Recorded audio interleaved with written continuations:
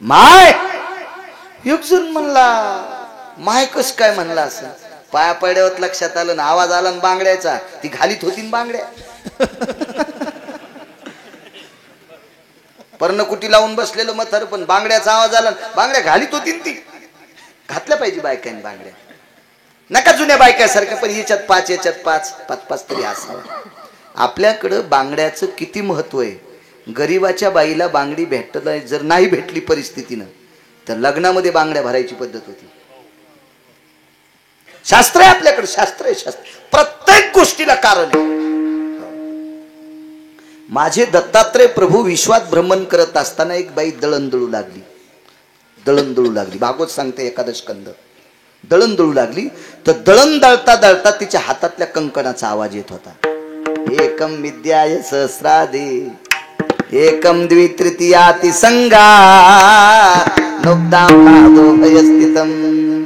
जास्त गोष्टी एकत्रित आल्या त्याचा नाद निघतोय याच्यातूनही सुन काहीतरी घेतलंय मोठे लोक काय कशातून घेतील काही मिळत नाही हो कुत्र्यातून चिव घेतला पटकन जागो होते कुत्र चिव नाना प्रकारचे असं 24 गुरु सांगितले त्याच्यापैकी एक बांगड्याचा आवाज आल्याबरोबर लक्षात माय महात्माजी मी द्रौपदी पांडवांची धर्मपत्नी जी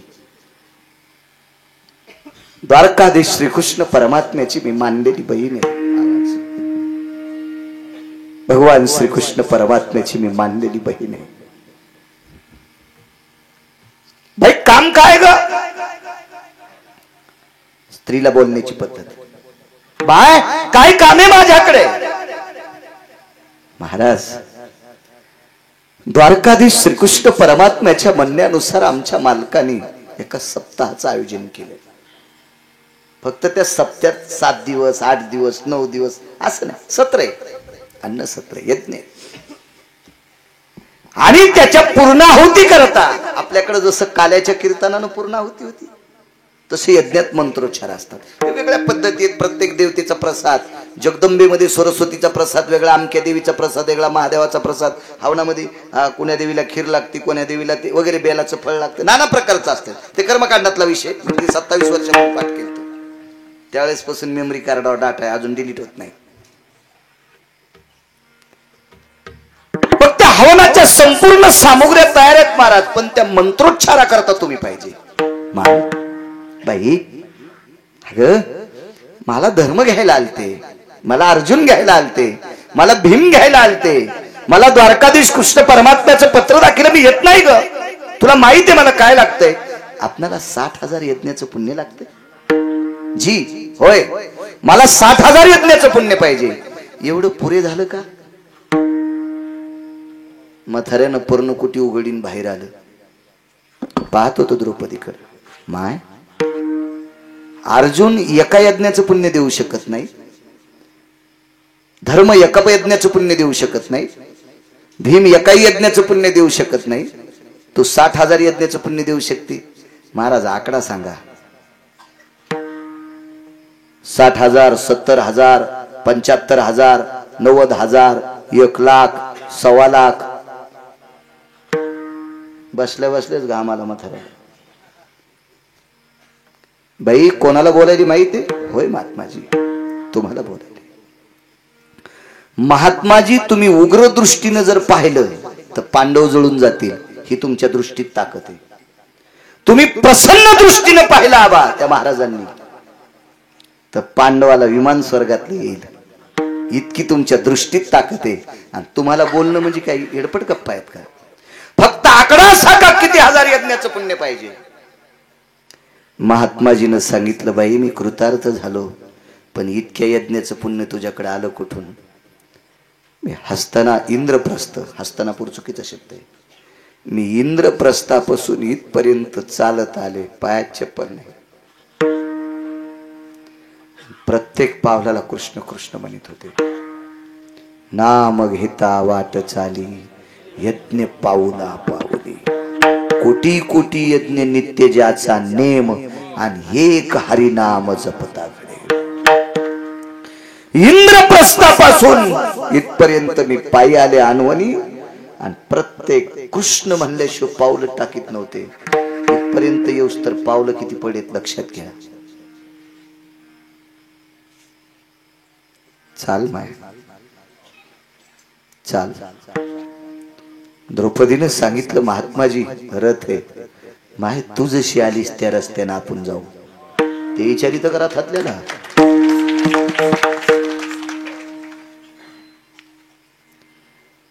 त्या रस्त्याने अण्णा खडे होते, खडे होते.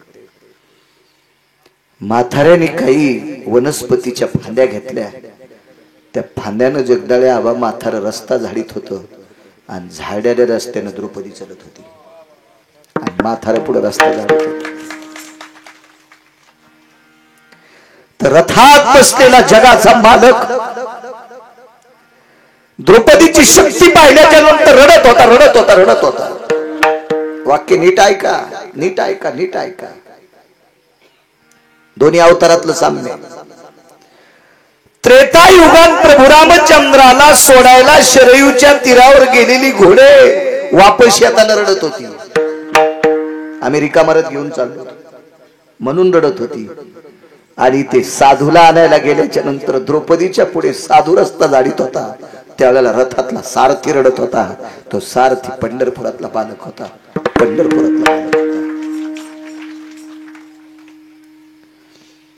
यज्ञ पूर्ण झाला. पाची भाऊ एकत्रित बसले आणि विचार केला, आपल्या तिघाच्यानं साधू येत नाही आणि आपल्या पत्नीच्या म्हणण्यावर साधू येतो. काय परिस्थिती काय. धर्मानं सांगितलं अर्जुना याच्यावर भाष्य करणं, याच्यावर विचार करणं चूक आहे, पान पडू द्या. अर्जुनानं सांगितलं ठीक आहे दादा तुम्ही म्हणताल, पण भीम दादानं सांगितलं पान पाडणं ठीक आहे, पण आपल्या घरातला प्रश्न आहे. आपण काही लोकांचे गिन्ने करणार नाही. आपण 5 जण एकत्रित बसून किंवा एकांतात एकानं द्रौपदीला विचारायचं, आमच्याच्यानं महाराज येत नाही, तू आणला कसा.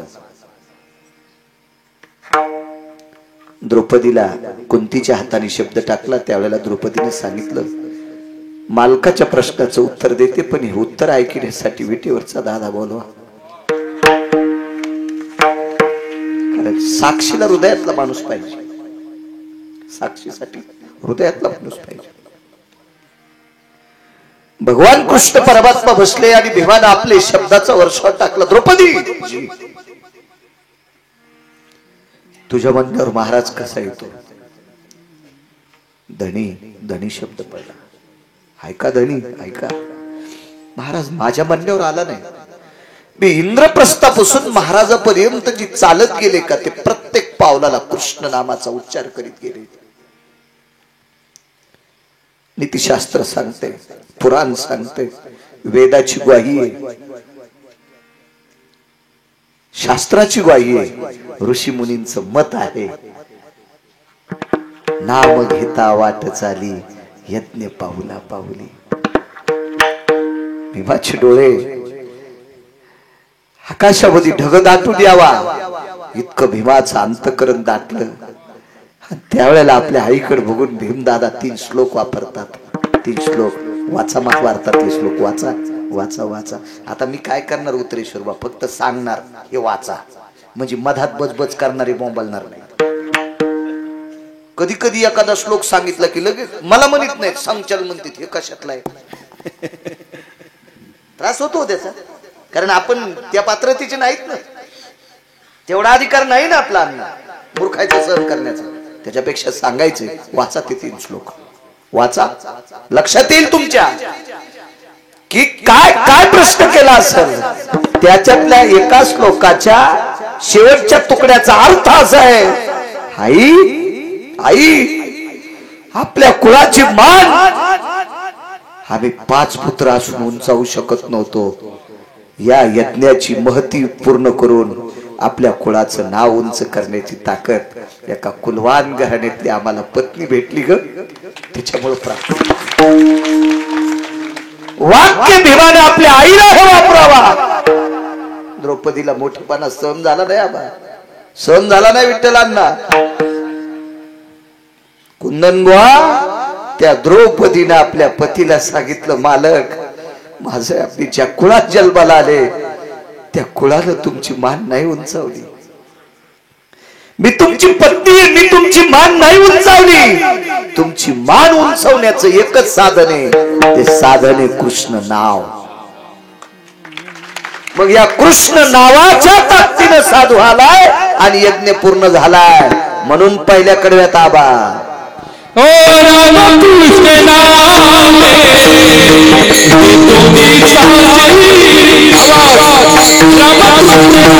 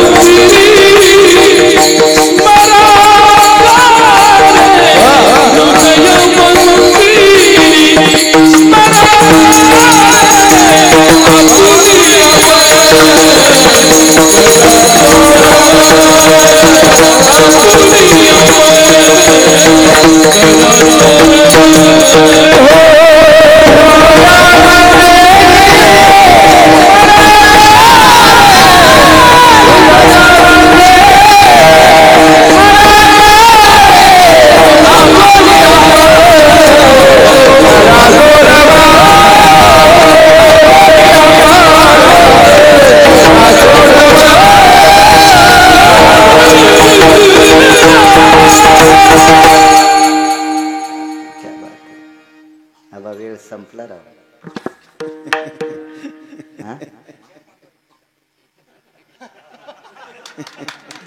उत्तर बापू असा असतो का मुकदम?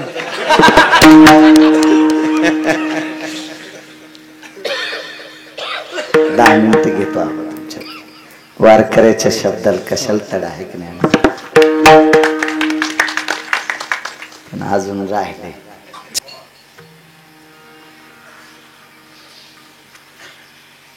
श्रोते जनार्दनांनो, जो पंढरपुरातला पाप करू शकला नाही ते काम या महाराष्ट्रातल्या नामधारक वारकऱ्यांनी केलं. त्या वारकऱ्याचं नाव आहे मारुतीराय.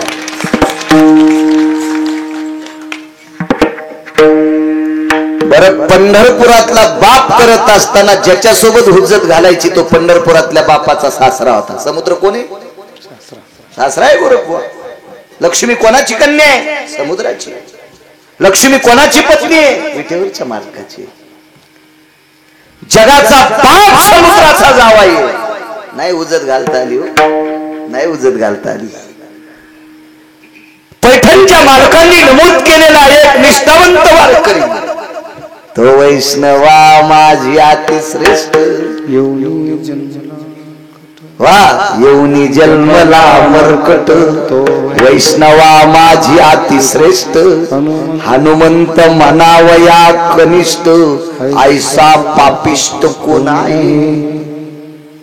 वैष्णवा माझी अतिश्रेष्ठ. आणि या वारकऱ्याच्या सानिध्यामध्ये नळ नावाचं वानर होत. ऐकता ऐकणं समुद्र कोणाचं? पंढरपुरातल्या मालकाचं. ऐकता ऐकणं. बारकलेचं काय खरं? मंत्र्याचं ऐकणं. पंचायत समिती सदस्यां कशाला वेळे वडे हाणायचे ऐकणं. मंत्र्यानं कागदच फाडून टाकला. हो, आणि ग्रामपंचायतचा सदस्य म्हणला आपण करतो. तू का पप्याच्या मायपाशी छाती वाढवायला का येडपट्टे. मंत्र्याने फाडून टाकला कागद. आता तू का चल येड्यावानी करायला? विश्वाचा बाप आहे, सामान्य देव नाही केलं सागराने. पण एका वारकऱ्याच्या सानिध्यातलं वानर, त्याचं नाव नळ आहे. हे नळ नावाचं वानर देहूतल्या मालकाला कळालं. तू का म्हणे नळा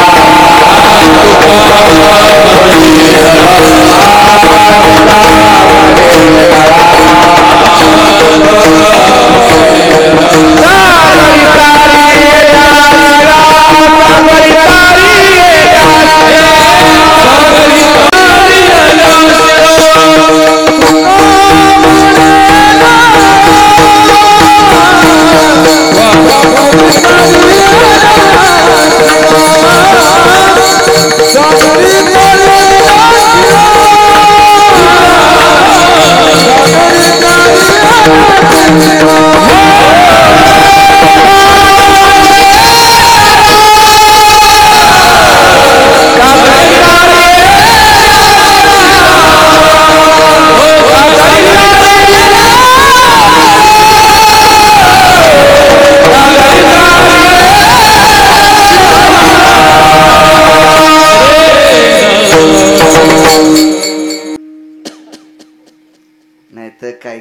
भाऊजीनं तो कीर्तन करायला चल देतो मी करतोच पप्याच्या माईल चॅटिंग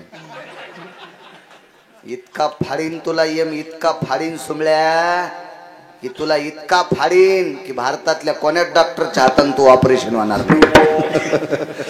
नाही खेळायचं कीर्तनात मोबाईल नाही खेळायचा दोन्ही पकवादे एकदा पण काढा नाही बरं नाही तर काही पकवादे आमचं बोलायला सुरू झालं की लगेच काय भैमुगाच्या शेंगा उकरायला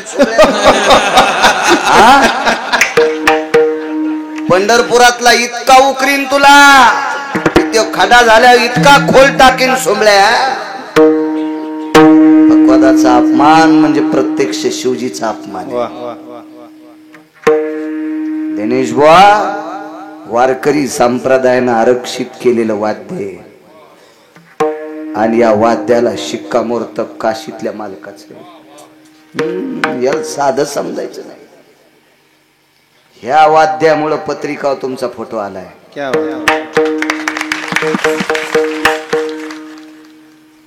काळ जिथं वागतोय त्याचं नाव टाळे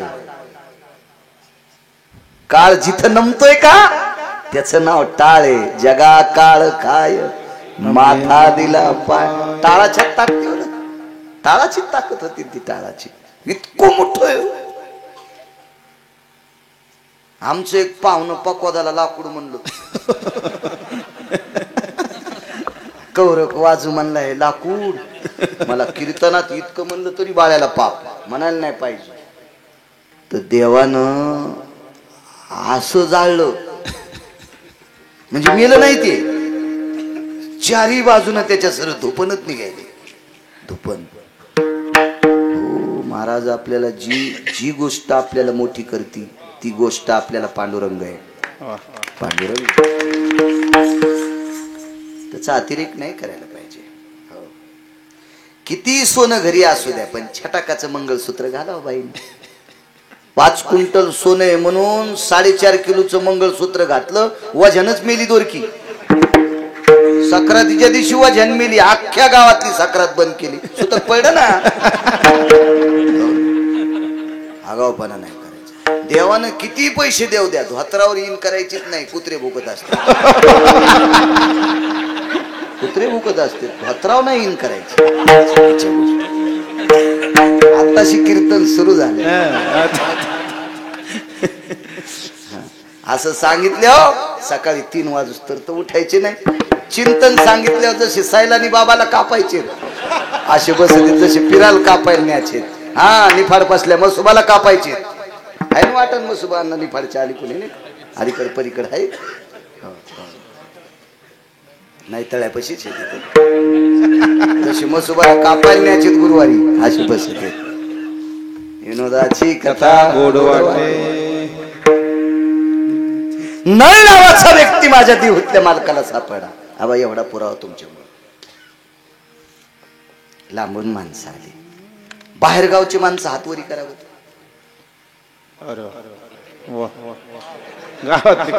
गावातली कुठे गेली गोदडी घेऊन लोकसंख्या किती आहे गावाची 3000 ज्याच्या गावाला गंगा त्याच्या गुडघ्याला सांगा शाबास रे मेला बाळ्या तू अरे असं नका ना अपमान करू कानिटनाथ काय म्हणतील विठ्ठलांना असं नाही करायचं राजे हो हे 8 दिवस देवाचं लग्न आहे राजे हो देवाचं 42 वर्षाच्या बाळाला तुम्हाला शिकवायची पात्रता नाही राजे हो पोरीच्या लग्नात जसं 15 दिवस बापाच्या पायाला नख राहत नाही पोराच्या लग्नात पोराचा बाप सर्वत्र व्यापात असतो पत्रिका वाटण्यात हे 8 दिवस लग्न जगाच्या मालकाचे 8 दिवस थांब जा दुपारा मुसलमान होते कीर्तनात हातात हात दिला महाराजजी बहुत बढिया मुसलमान हो मुसलमान होत दुपारी मुसलमान ऐका राजे हो काळ बेकार आलाय ऐका परमार्थात राहा निवृत्तीनाथाच्या दरबारातले तुम्ही त्र्यंबकेश्वराच्या दरबारातले तुम्ही फार मोठी माणसं. सज्जनांनो, तुम्ही इतकी मोठी माणसं आहात, ह्या प्रांताला अयोध्येतल्या मालकाचे पाय लागलेले इथं. अबाई सामान्य प्रांत नाही, भगवान प्रभू रामचंद्र या प्रांतातून गेले.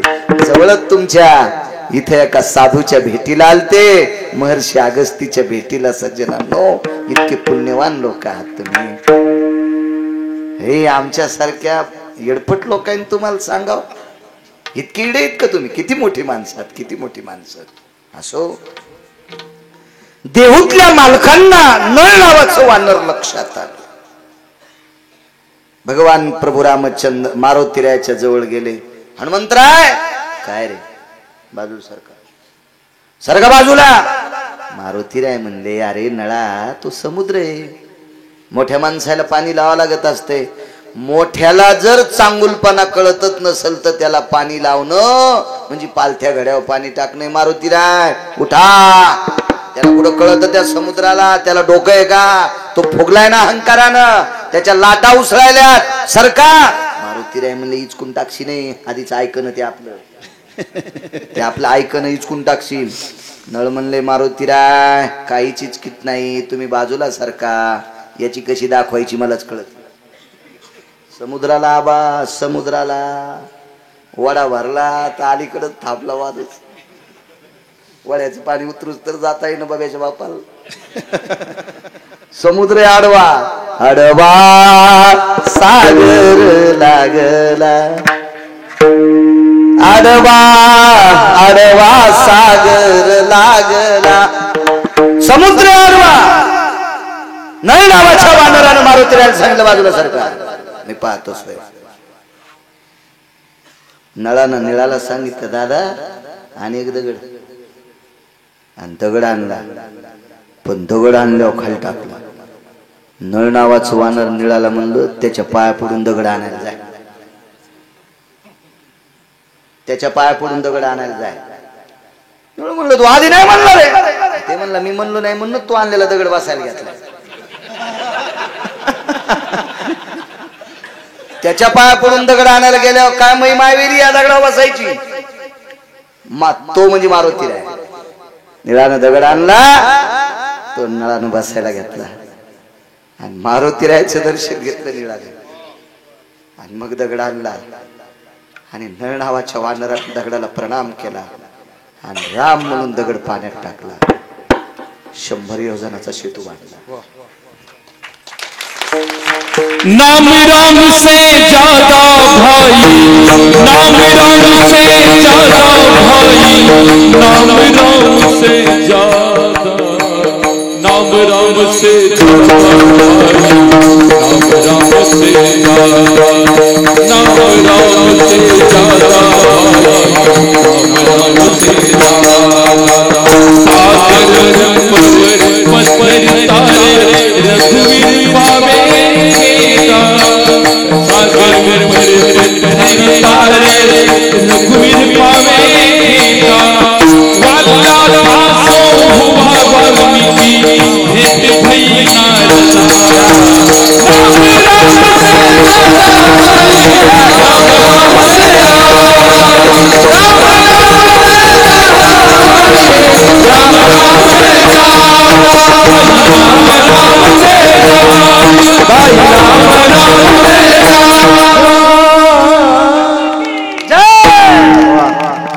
शेवटचं मूळ नाव उभाट्या हंग राव. याच्यात पुरावे किती येत नाहीत का? वाल्याचा वाल्मिक झाला, रामाची ताकद. नामस्मरण करणारा देवर्षी नारद वाल्याला भेटलाय. वाल्याचे नुसते वाल्मिक नाही, वाल्मिक ऋषी नाही, महर्षी वाल्मिक झाले. ही फक्त राम नामाची ताकद आहे. समुद्री तारिले पाषाण महिमान नामाचे. 100 योजनाचा सागर बांधला. कशाची ताकद? राम नामाची. म्हणून रामकृष्ण नामे ही दोन्ही साजिरी, हृदय मंदिरी स्मराकारी. कोणीच फक्त 5 मिनिटं उठू नका. विठोबा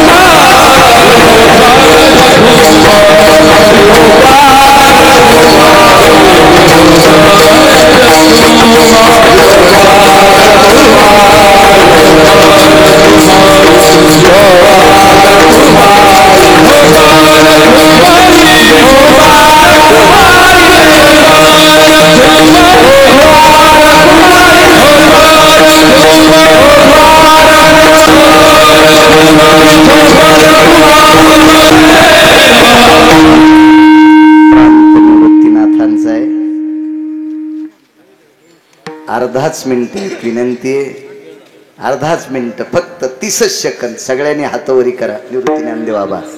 ओ निवृत्ती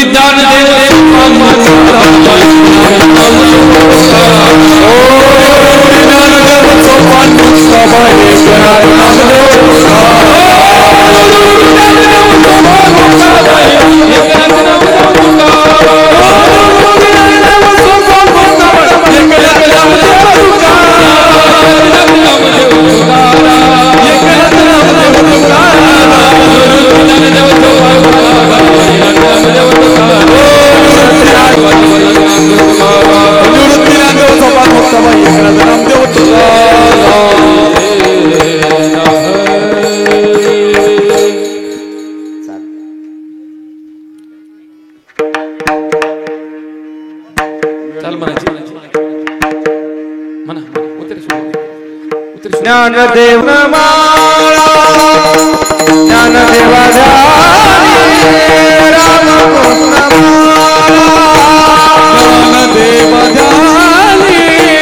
रामकृष्ण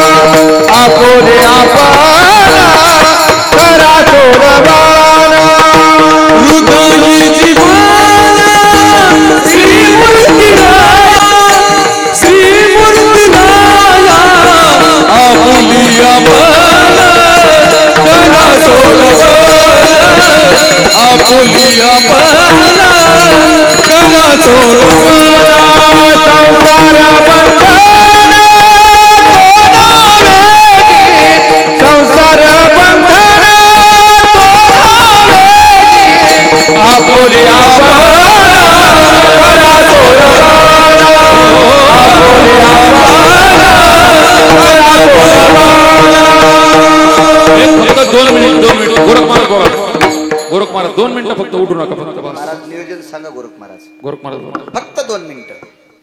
मुक्त कैवल्य तेजोनिधी भगवान श्री ज्ञानोबा अखिल विश्वाच्या परमार्थ रुद्रामध्ये व्याप्त असणारे जगद्गुरु श्री तुकाराम महाराज आणि या नामयज्ञामधील प्रथम दिवसाची कीर्तन सेवा हरिभक्ती परायण गुरुवर्य बाळू महाराज गिरगावकर त्यांच्याकडे पाहिल्याच्या नंतर आमच्या सारख्याला सुद्धा असं परमार्थ अतिशय जोमाने करा वाटतो. आमच्या हरिभक्ती परायण वारकरी संप्रदायाला एक नवयुवकांना नव तरुणांना दिशा देणारं कीर्तन आमच्या हरिभक्ती परायण गिरगावकर महाराजांचं आहे. महाराजांच्या चरण कमलावरती अभिवादन करतो आणि आमच्या दरेगावच्या ग्रामस्थांच्या आणि परिसराच्या वतीनं महाराजांना त्या ठिकाणी शुभेच्छा देतो. अतिशय नयनरम्य वातावरण आहे. या वातावरणामधली प्रथम दिवसाची कीर्तन सेवा महाराजांची झालेली आहे म्हणून महाराजांच्या ठिकाणी आभार मानतो. आणि आज गायनाला ज्यांची साथ लागलेली ती हरिभक्ती परायण एक नाशिक जिल्ह्यातील एक हरिभक्ती परायण आमचे जिवलग रविदासजी आबा जगदाळे आबांची सुद्धा उपस्थिती. असं महाराष्ट्रात एक गाव नाही का आबा तिथपर्यंत पोहोचले असं कधी झालंच नाही. हरिभक्ती परायण ढोक महाराजांच्या माध्यमातून रविदास महाराजांनी महाराष्ट्रामधलं एकही गाव सोडलेलं नाही. आबांची सुद्धा या ठिकाणी उपस्थिती आहेत. आबांच्या सहसाथीला आमचे प्रकाशजी महाराज नायकवाडे भाऊंची सुद्धा या ठिकाणी उपस्थिती आहेत. हरिभक्ती परायण महाराजांचे सहसाथीला गायक असणे आमचे हरिभक्ती परायण. आम्ही आळंदीला सोबत मधुकरी मागितली वडगाव शिंदेला. आमचे हरिभक्ती परायण उत्तरेश्वर महाराजांची सुद्धा या ठिकाणी उपस्थिती झाली. वारकरी संप्रदायात एक स्वर गंधर्व युवकांना दिशा देणारं गायन आमचे हरिभक्ती परायण कुंदनजी महाराज बोरशे महाराजांचे सुद्धा आभार मानतो. वारकरी संप्रदायात एक नाशिक जिल्ह्याचं भूषण म्हणावं आमचे दिनूदादा मोजाड. वारकरी संप्रदायातील मृदंग या साधनाला आपलं जीवन त्यांनी त्या ठिकाणी समर्पित केलेलं आहे. त्यांचे आभार मानतो. आणि पलीकडल्या बाजूला येवला तालुक्यातील भूषण हरिभक्ती परायण सोमनाथजी महाराज बोराडे त्यांचे सुद्धा या ठिकाणी आभार मानतो. परिसरातून आलेली सर्व भजनी मंडळाचे मी आभार मानतो. आमच्या येवला तालुक्यातील माजी सभापती वारकरी संप्रदायामध्ये अनेकांना आमच्या सारख्यांना त्यांनी आळंदीला जाण्याची दिशा दिली.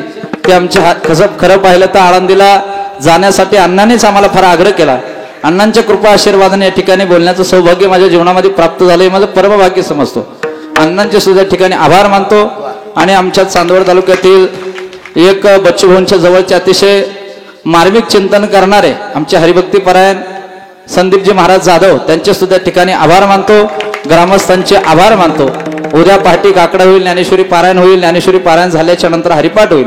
हरिपाठ झाल्याच्या नंतर उद्या त्या ठिकाणी जोग महाराज वारकरी शिक्षण संस्थेतील एक आदर्श कीर्तनकार ज्ञानेश्वरी कंठस्थ आमचे हरिभक्तीपरायण एकनाथजी महाराज चत्तरशास्त्री पारनेर यांची या ठिकाणी कीर्तन सेवा होणार आहे. बरोबर 8:30ला तुम्ही हजर व्हा. बरोबर 8:45 चिंतनीय कीर्तन आहे. चांगल्या लोकांचं ऐकत असत जनांनो, देव तुमचं चांगलं करेल. चिंतनीय व्यक्ती ऐका. उद्याही सर्वांनी या ठिकाणी कीर्तनाला वेळेत हजर व्हा. म्हणून सर्व ग्रामस्थांच्या ठिकाणी आभार मानतो आणि थांबतो. विठ्ठल देव